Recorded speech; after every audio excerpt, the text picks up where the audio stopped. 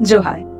Today we celebrate Adiwasi Day, honoring the rich culture of India's indigenous people or communities known as Adiwasis. Adiwasis are indigenous people who have lived in harmony with nature for generations. They have unique costumes, languages, and traditions that make them an integral part of India's diverse cultural landscape. Adivasi artisans are known for their excellent craftsmanship. They excel in various art, poetry, weaving, etc. Through this, they show their deep connection with nature. Adivasi music and dance are the vibrant expression of their identity.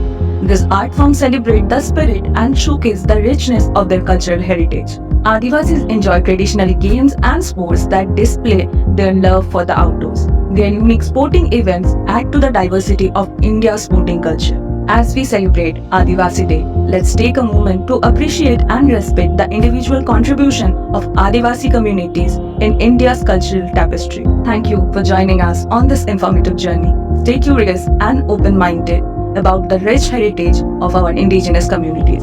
Don't forget to subscribe for more cultural insights. Until next time, Johar.